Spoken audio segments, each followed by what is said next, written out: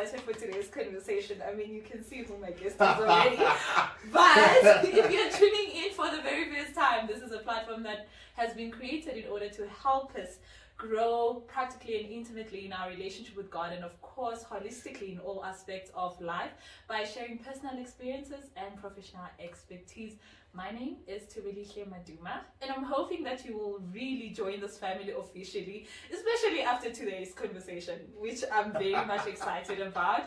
He is a TV producer, director, and presenter.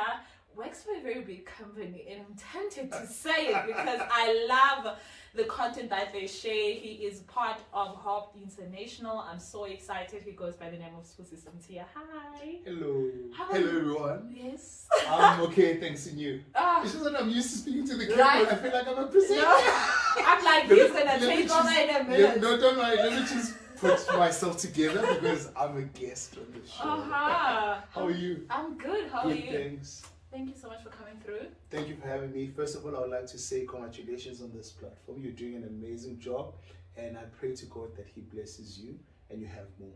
Thank you so much. It shows you have more subscribers that will come through and hear different stories about of people and how God has played a vital role in their lives. Amen. Amen. Guys, you hear that, ne?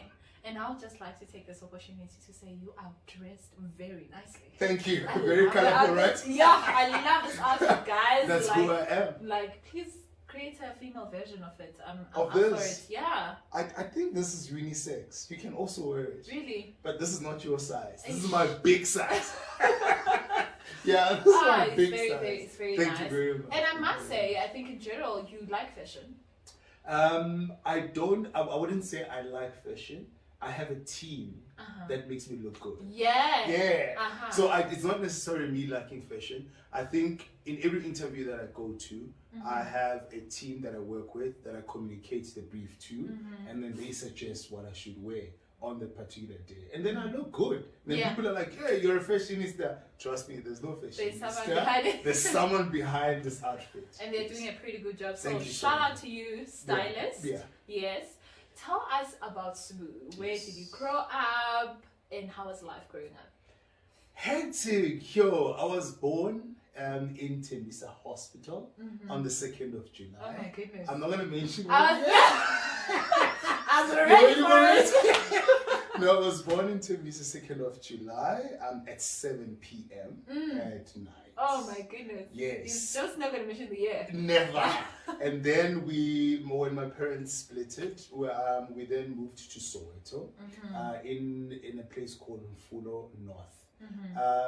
I have relatives in different places, different areas of Soweto. But because we didn't have a home, my family didn't have a home, we had to then go to different places. We were staying in different houses. But the place that kind of like shaped me, who I am, the person that I am today, it's in Mfulo North. That's where I grew up. And how was the separation for you? How did it affect you? It really didn't affect me because I was very young to even comprehend what was going on. I'm only understanding the separation now. You get what I mean? Only now I'm understanding it. But then separation didn't play a role. I didn't feel it at all. I was just a kid. I was very hyperactive, by the way. Hyperactive in the sense that you asked me a question, you asked me 2 questions actually. You started with what and how did it shape me, right? Apart from the separation. Me being a child, I used to play a lot on the streets. And back in the day, compared to now, the 2000s, I don't know what they play on. I'm not going to get much into it. But I used to be a child that plays a lot on the streets. And we didn't necessarily have TV games back in the day. Yeah. And different houses, few of the houses on my community had maybe 2 or 3 houses had TVs. So not everyone had a TV back in the day. So I was one of those kids that would watch something on television and then I would go onto the streets and then I would interpret it to the kids. So it could be, for example, an entertainment show. Then I'll be like, today you're going to be this person that I saw on the show. There was this show that used to play Friday nights. I don't know if I should mention the name, should I? No, it's okay. I can. So there's a show called Gem Ellie that used to play in the nice one. Then Gem Ellie. Then I would tell kids on the streets, you are going to be this person, you're going to be, and you need to do this. So I'll basically produce it, I'll direct it, and then also pick talent from them. There used to be a BP top 8 soccer match between Pirates and Kaizer Chiefs back in the day. When it plays out Saturday or Sunday, I'd watch it and then I'll go onto the street and be like, tell the boys, you're going to be this goalkeeper. You know what I mean? And you need to make sure it must be exactly as I've watched it. Even the kung fu, karate, and all of that, or everything that I would watch on TV, I'd want to see it in the streets. So, you know how Abatala would say, you were chacharach? I was chacharach in our terms, but I was very hyperactive in English. Yes! I'd say hyperactive. I was a very hyperactive kid. So your love for television, I would say, like started at a very young age. To me, I knew that I wanted to be in television when I was probably 6 years old. Yeah. I knew that I was going to be on TV. And guess what? Now you are on TV. I knew. Yeah. Dude, my mom is a nurse, by the way. So I never thought I was going to be a doctor, lawyer, accountant. No. Dude, I would hear people at school like, when you grow up, I want to be a police, I want to be a fireman, I want to be I would just tell teachers, I'm going to be on TV. I'm going to be on TV. Yes, and that's what it is. I'm living my dream. Yes. Can you recall a moment at school where you had a light bulb moment where you're like, I'm good at this, I should definitely be on TV? Like maybe when you were doing like an English presentation, or there were drama classes, or something that your teacher said. I think winning a lot of awards in school that had to do with arts and culture kind of told me that this is the direction that you are heading. Yeah. This is what you are called to do. Because being part of all my public speaking and my presentation, my oral English presentation, the speeches were all about changing people's lives. So every time when I would speak, a lot of people would speak about, say for an example, they would speak, let me remember the speeches that they would put up. People will speak about myself, people will speak about their dogs, people will speak about cars, people will speak about their parents. But for me, all the speeches that I've done since I was in grade 1 all the way to matric were all about how do I change people's lives. For an example, if ever people are hungry, what can we do in order for us to calm poverty? What can we do in order for us to do this? That for me, all those speeches, when I'm looking at it today, I was like, but I've always lived my goal, and my goal is to connect, is to create content that connects me with individuals. I've always put up everything together in order for me to change people's lives. That for me was a light bulb. It was to say, Sbu, you belong to the industry, you belong on television to create programs that will change people's lives, and that's what I'm doing today. So you go from primary high school, winning awards, doing an absolutely amazing job in arts and culture. Why did you choose to study varsity, and why? Varsity, I didn't want to go to varsity after high school. Sure. A lot of people applied to vets, a lot of people applied to UJ, people applied to UCT. Hey, people were leaving it. People, first of all, my matric results, I didn't buy the paper. So I woke up that day and then I started doing my chores in the house, washing, cleaning, and all of that stuff. When my friends went gallivanting, they looked for the results. I didn't look for my results because I knew that I've passed. But the thing is, it was a matter of, okay, now after matric, what am I going to do? I'm going to go work. You're not about to sit in another chair. You know why? Let me tell you, you know why? It's because I had already started working. I was working when I was in school. I did Kidio. I don't even know show. You know, people that are watching now, please tell today how Kidio used to be so popular that every kid wanted to be in it. So I started at the young age. Back in the day, I used to do television, a show called Kidio. I did Biden as a Dinosaur. I know that there's an American version of it. I did Biden as a Dinosaur. So already I have been working. So I'm used to money. So me leaving matric and then going to study, it's like, no, I want to continue making money in the industry that I'm in, right? So I'm going to go look for employment. I want to start working. I'm going to look for employment in the industry. I'm going to join the TV industry, and that's what I'm going to do. And guess what? I went out and looked for employment. Look for employment at Urban Brew Studios.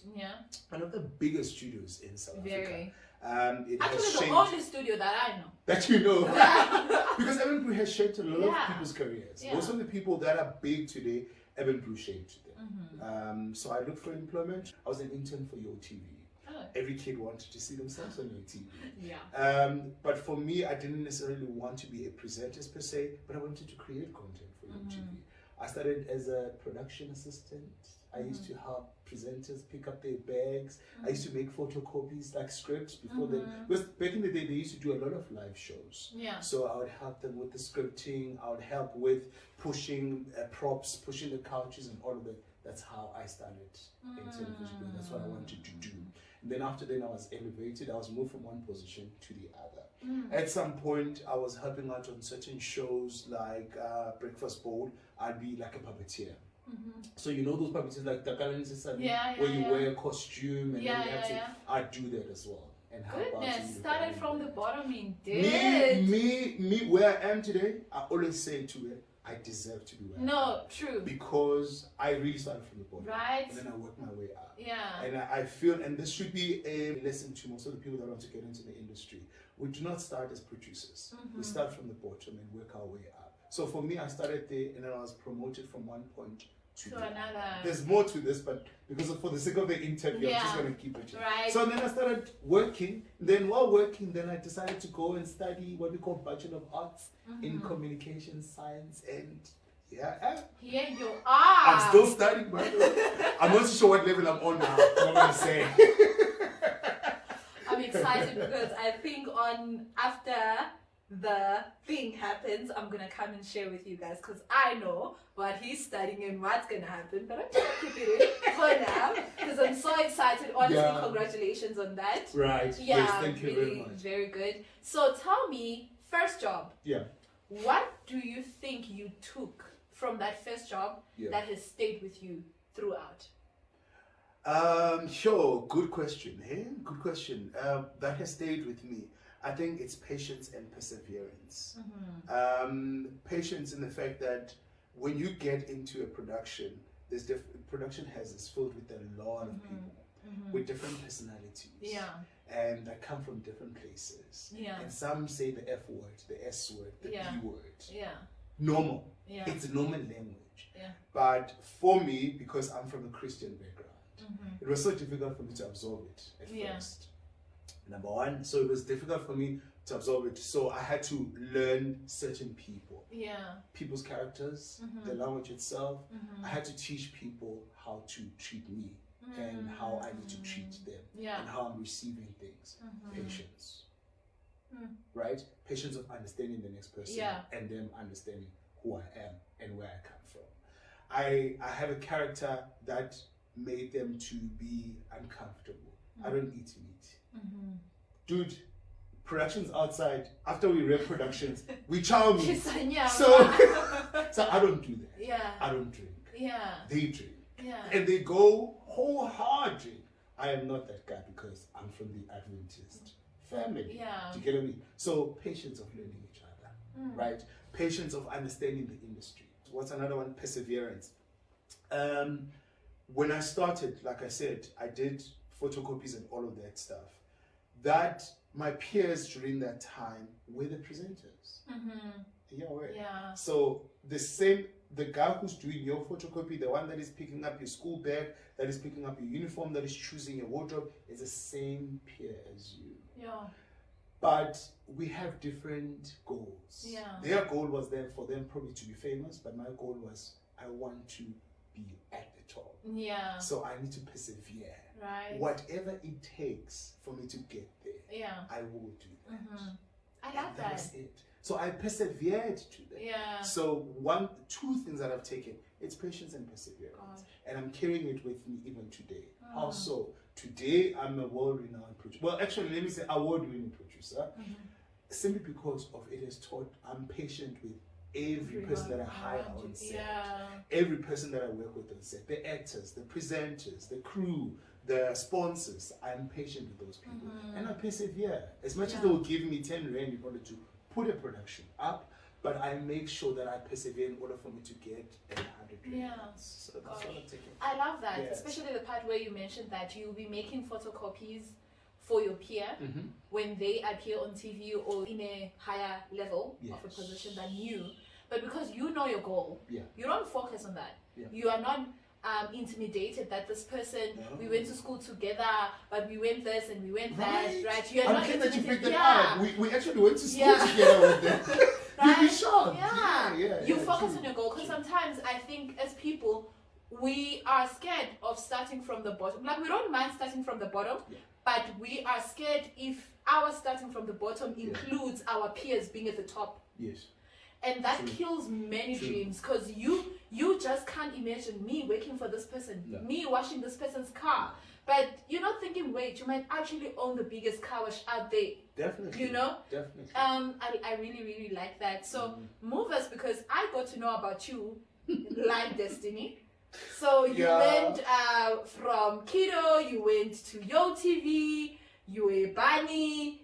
Let me explain it to you. Okay, let me hear your question first. Then I'll explain to you, because yes, Yo TV is the surface. There's more after. Yeah. Carry on. So how did you, I want to know, how did you shift from that to being more in the Adventist community of broadcasting? Right.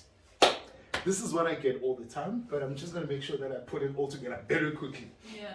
So after Yo TV, then there was a channel that was launched within Evan Blue called One Gospel. I then moved to One Gospel to be a guest presenter on a show called Refresh. And then once Refresh was born, then I'm no longer photocopy and all of that. Now I'm on screen and everybody can see me and people can witness me. People from church are like, here's this guy. I did Refresh as a guest presenter. Move on from Refresh, same production. I did Your Playlist. There was a show called Your Playlist. If you remember a girl called Connie Fields, I did it with her. Okay. She was a UTV presenter back in the day. Yeah. I moved from there, then went to Mixed, they launched Dumisa TV. Then went to Dumisa TV to do a show called Bukamus. It was a youth talk show. Yeah, I remember that one. Yes, Bukamus, it's with Stephanie's one. And then I did that show with her. While I was there, then I got a call from a friend. His name is Twozani Nkosi, who's also an owner now for Newsroom Africa. Yeah. The MD. Yeah. Can you believe it? The MD. The friends you have. You see? Who's an MD? And that's a guy that actually played a huge role in my life, and I'll tell you why. Called me and said they were looking for a producer to do what we call, to produce a show called It's Gospel Time by Mom Rebecca. Can you believe it? What? Yeah! What?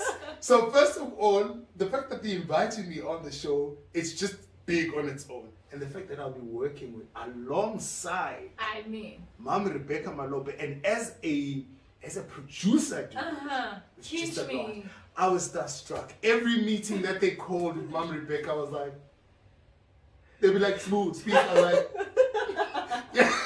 So every time, whenever I would have to share content with Mom Rebecca, because as a producer, you need to share content prior to shooting the show. Yeah. But look at this woman.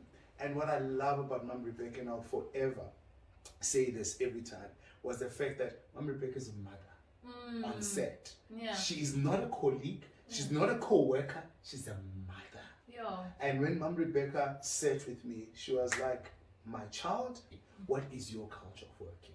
I'd say, this is how I work. And she says, this is how can we marry them together? Beautiful. And then we worked amazing together. After that show, it was very successful. Then I moved on to a show called The Chat Room. Also a youth talk show for SABC 1. Yes. With Sarah Tabete. Yeah. Shout out to Sarah Tabete. You were at Chat Room? Yes. Behind the scenes. Behind the scenes. Wow, guys. Like, I was still digesting the One Gospel one. Like, I'm like, what? And then now. So that's how I moved, my sister. Beautiful. I moved from SABC 2, then went to SABC 1. I did The Chat Room with Sarah Nguben. By the way, she's our sister. She's an Adventist sister who loves the church so much. Oh, wow. Yes, she wouldn't show on TV because the show is not directed to that, but she loves Adventism with wholeheartedly. Her kids even do adventurers and pathfinders and all of that stuff. I worked on Chat Room. While I was sitting on Chat Room, then BET called me. BET called me. It was the same production that Thokozane was doing. And then I produced a show called Rhythm and Gospel with Cam Teta. Wow. Yes, then with Cam Teta. This is me. And like I said earlier, I'm living my dream. And all these things are happening to me. Yeah. I'm not even going on interviews and all of that stuff. No. Because I trusted the small things. What is that verse? That you are trusted with small things and God will give you the great things. The great things, right? Be faithful in little things. There you go. That's the one. So I worked with BET, did a show with Cam Tetra, and then after then an agent called me out of the blue while I was still producing my stuff. I'm getting to your question now because I had to give you that full history so that I can tell you how I got there. An agent calls me and says, Sbu, an Adventist, by the way. I won't name the agent because you guys will then now go bash. Because I know you guys will go bashing. Who was my agent then? He called me and said, Sbu, I need you for an acting job because I know that you studied acting and you've done acting. So I need you for a job. You don't have to audition. You just need to go and shoot. Really? Wow. You see how God works? Mysterious ways. Sharp. Got a call the following day. I woke up and then I did the show. Can I tell you, because I was very young and immature then, I didn't understand certain things, didn't know how to learn a contract, didn't know how to necessarily read the script and terms and conditions that applied then, which is also the things that young people do nowadays that get into the industry. I got into the set.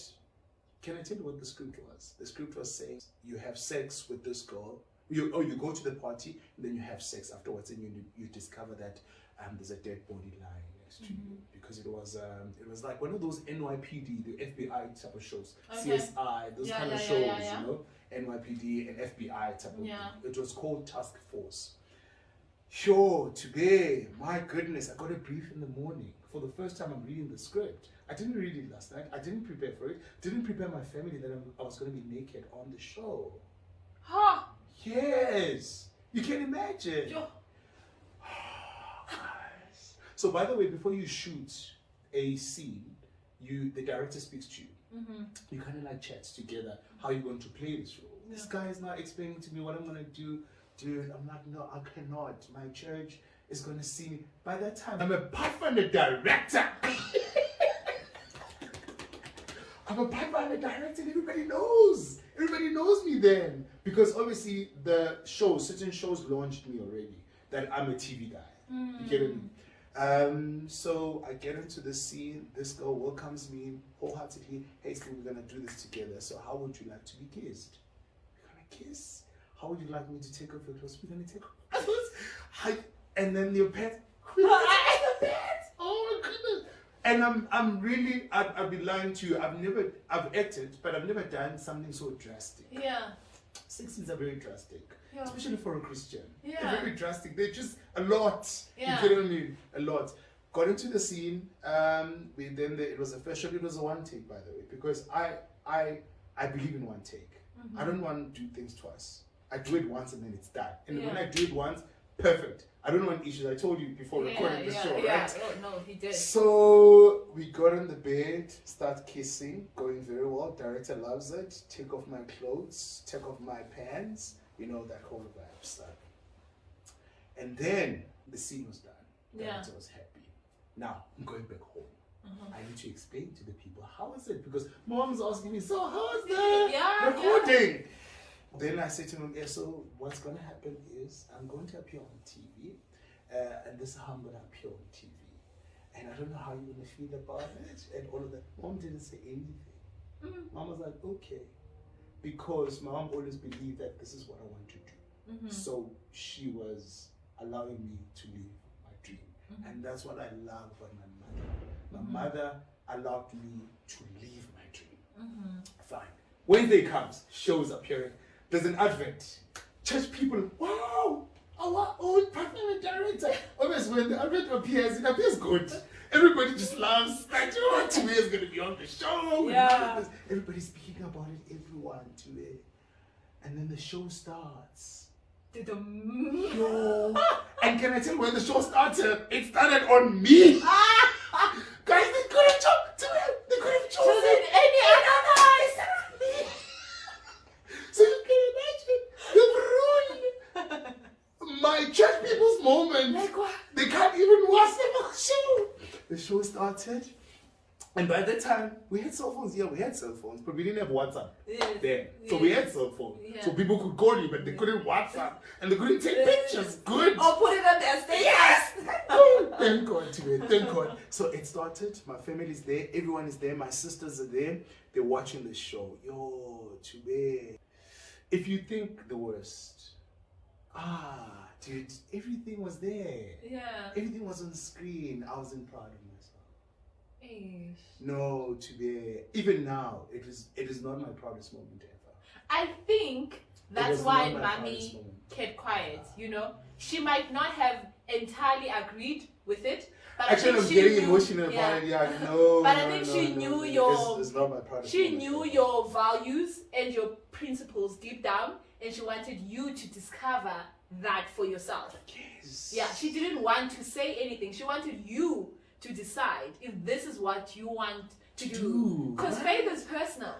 Oh man. Because I'm here like, where's that show? Because I want to see it. So please don't. I don't want. And I'm glad that. And I'm praying that people must never. It must not be repeated.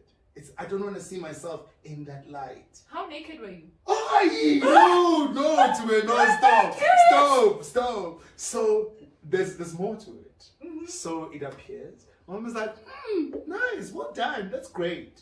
Yeah. Because mom is that open. Yeah. Individual. Yeah. There's three of us. All of us. My mom has allowed us to be who we want to be. Mm-hmm. Because you know what? She did the train up the child in the way that they should go. Yeah. And then whatever happens there, they will see. Yeah. I've already done my part. You get what I mean? And that's something that parents should do. You've done your part. You've done great for your child. You've taught your child. Yeah. Then let the situation teach your child. Yeah. Let the outside world teach your child. And trust me, that day, the situation taught me.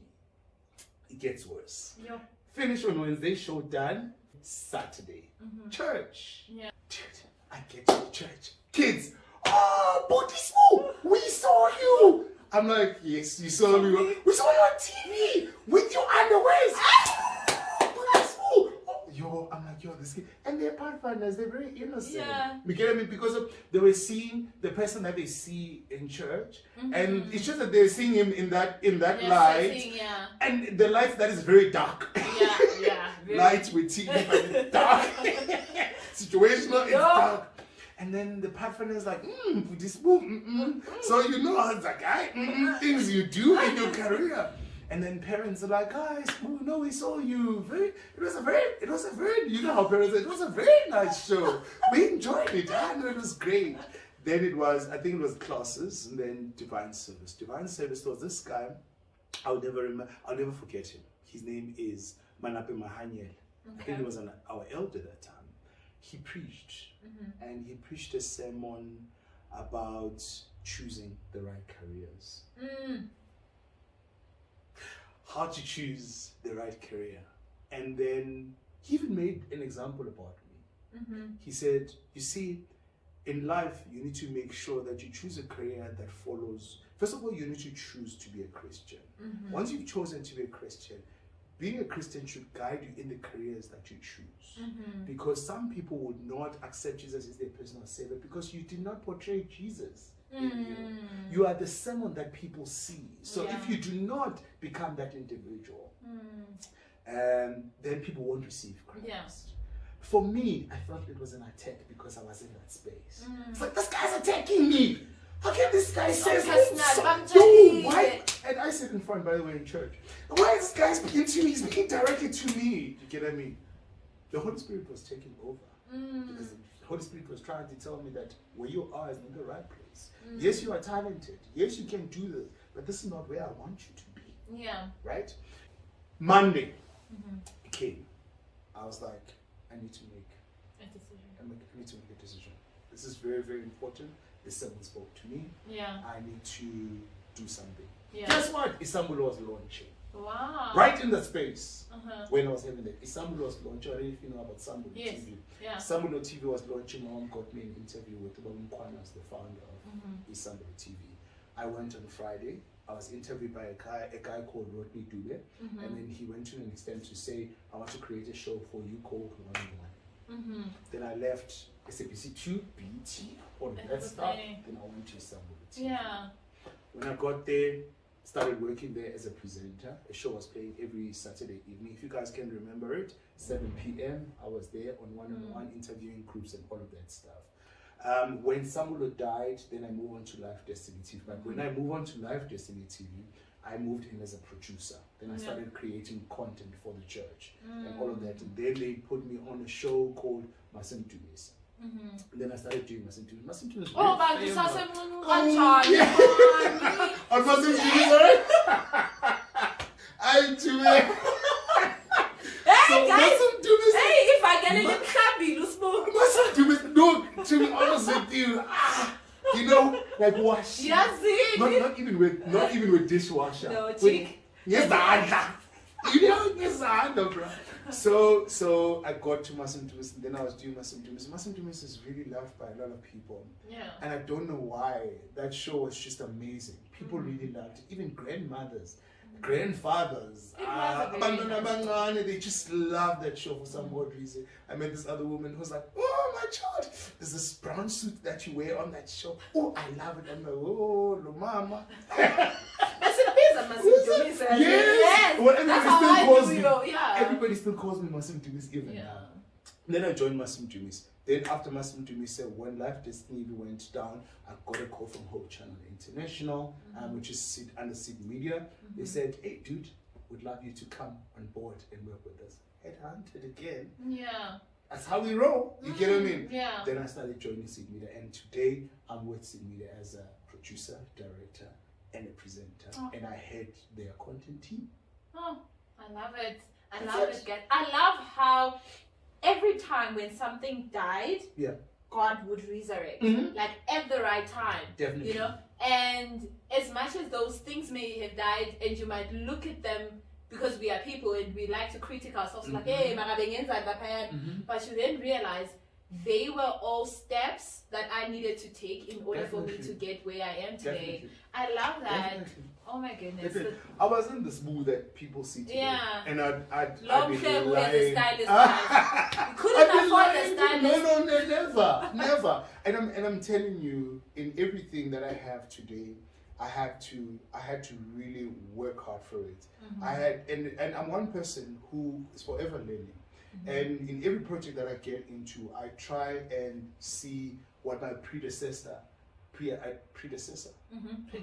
English. You see, I don't know why. Yes, them. How they've done and how they've dealt with the show before, or how they've dealt with the project before, and then I introduce my modern way of dealing with the project. In all of Gosh, yes. I love that. Yes. My take from this, and I think it's so personal to me because I went through that. Yeah. I went and I auditioned for Skim Sami. Yes. And it was during the time where I had just accepted Christ. Yes. I think I was in matric. Yeah. And I got the part. I was going to play Entle. Okay. And now they're the one that is played by Natasha. Yes. Yes. Oh, okay.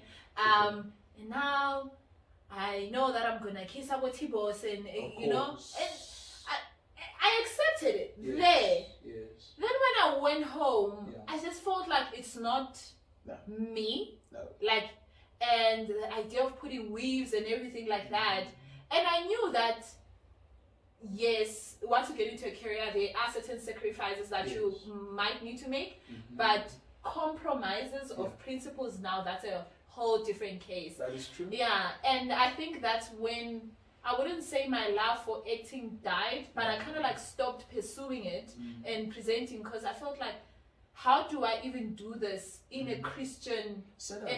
Christian setup. So to see people like you who are actually there and who are going beyond and saying, you know what, you can be here and still keep your God and still praise your God wholeheartedly. True. I love that. Really, really love that. Yeah, it was just a difficult thing. And the thing is, it's not to say that I know there are many kids probably that will watch this podcast, that will watch the show and say, oh no, now I'm studying TV, am I now forced to now work for the church?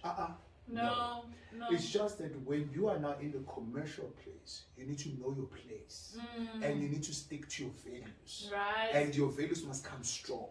When the devil attempts you to do things that are out of the the Christian way, you need to stand firm. Yeah. You need to stand for your faith when you're in the commercial, because you're going to be tempted on a daily basis. It never stops. Either you are tempted with procurement, getting people gigs in order to be there. You're going to be tempted in the actual job itself, regarding scripting, regarding hiring presenters, money and all of that. And so you're going to be tempted all the time. And going to places. You need to, yes, fine, you've studied this, but you need to stand your ground. Yeah. If ever you feel like this role is not for you, and it won't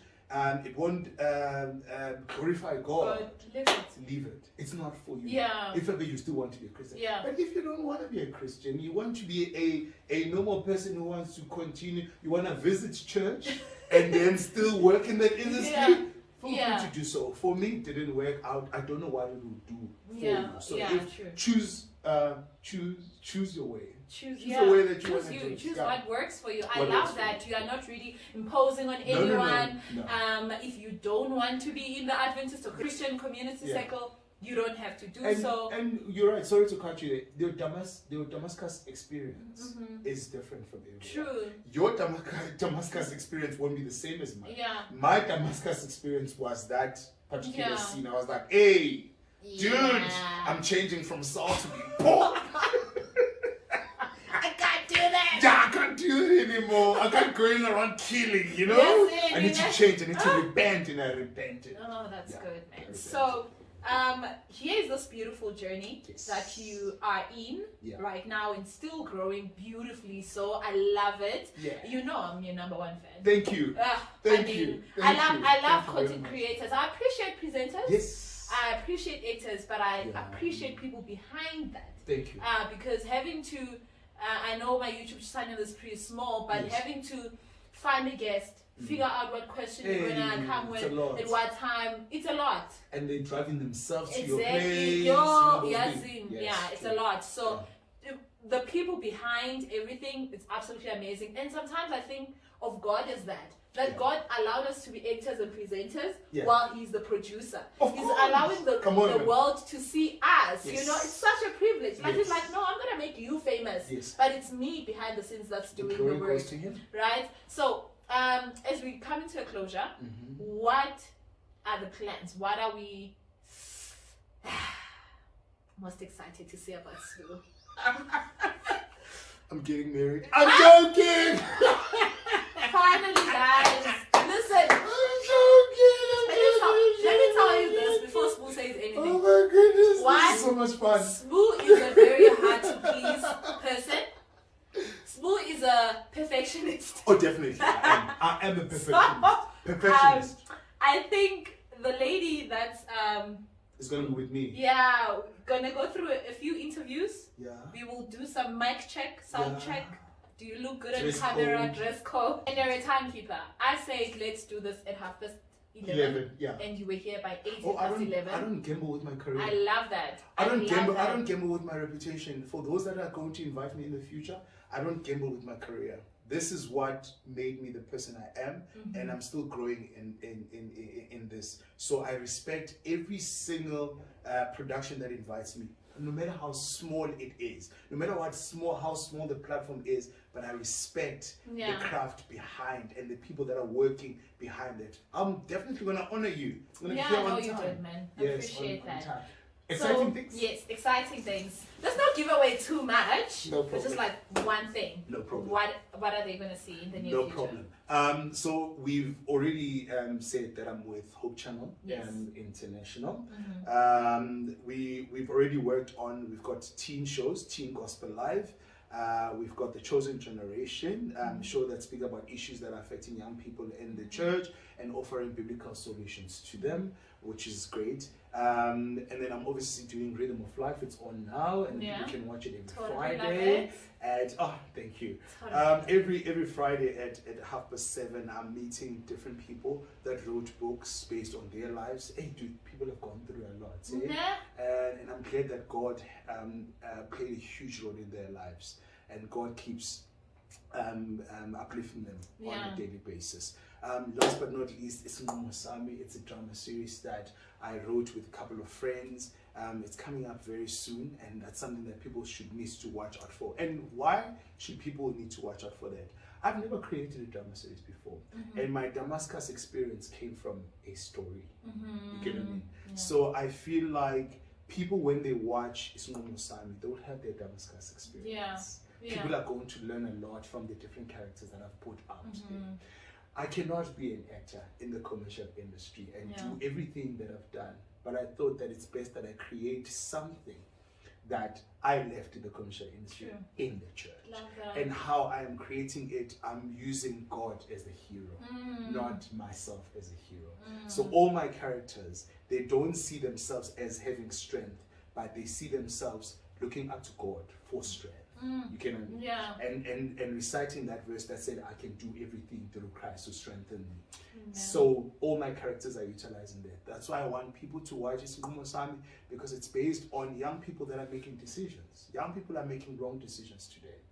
It's either they make wrong decisions to join the world and do what the world offers, because the world looks good from the outside. It's very nice. It's glam, guys. We go drinking, we TikTok, we do all this. Yes, YOLO, dude. So there is no way. There is no way that so they, on a daily basis, young people have to make a decision. You get what I mean? So that's why I wrote the show based on that. That young people have to make a decision. But now the question is, who's going to win? Do you get what I mean? Who is going to win? Don't look at Sbusiso it's just a Sbusiso. You know, it's just but look at what makes you make that particular decisions. I mean, decisions. So the characters will be going through that. I can't really tell much about the story. However, what I will say is we're going to have a launch before the show goes out to the people. A launch that will tell you what the story is about. I don't think this interview is mainly about. There's a trailer. I saw the trailer. And you saw the trailer. Loved it. Yes. Absolutely love how you are utilizing those young people, and you really got very talented people. Actors. So do look out for that, guys. By the way, you auditioned. I auditioned. Why don't you tell people that you auditioned for that story? Guys. But this is not your interview, it's fine. I auditioned. In fact, he is putting himself in trouble because I auditioned. I like you. I like your talent. He was like, you got it. You got it. But are you going to see me at Sbusiso Mthiya? No. And I'll tell you why, and that's one thing, and there's a lesson from them. Is that if you don't get an opportunity on this particular show, it doesn't mean that's the end. Because as writers, we may be auditioning for Sbusiso, but I'm already thinking about a different show for you. I'm like, no, but she doesn't fit. And you're going to feel it as an artist that, actually, I don't belong here. So what do? Do I do a favor and put you there? Or do I just save you for something else bigger? Well, we're going to hold Spoo back to that. Actually, he's saving me for something bigger. You see?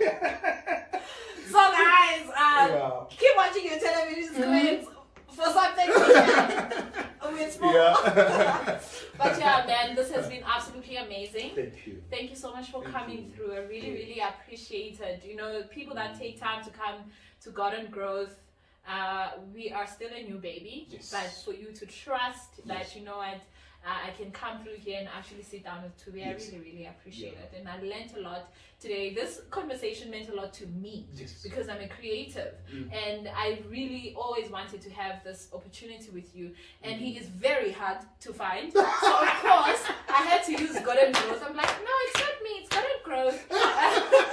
Exactly. Yeah. So I was like, oh, it's Garden Growth. Okay, I'm there. So yeah, no, thank you so much. Thank you very much. All I want to say to you as well, you are doing an incredible job. I mean, keep at it, dude. It's not going to be easy. Like I'm not gonna lie to you. As a person, it's just that we never spoke about the challenges that I face, as in the commercial place and also in the church. I've found myself in a place here in the church where I had to fight with people. I had to go to an extent of like threatening people. And I want to tell you today that the challenge is people would hate you for no reason. There are people that are hating me for no reason. Like I've never had an encounter with them. Like I've never had a fist fight with them. I've never exchanged words with them. But they just don't like you. And let me tell you, you're going to get to that part. You're going to get to the part where people don't like you. But what I want to say to you is establish a goal. I want to create content that connects me with the people. I want to create content that changes people's lives. I want to create content that will point people to the second coming of Christ. Stick to that. All other ground is sinking sand. Yeah, guys, like, focus my language. Focus on the goal. Focus on the goal today. Focus on the goal. I am creating this platform for these people. What these other guys say, those granules don't matter. Push them over. Let the sea go out. Take them and push them back to the sea, and let us focus on the solid rock. Right. Yes. Love that. Guys, key takeaway. Focus on the goal. All other ground. Sinking sand. I am taking that.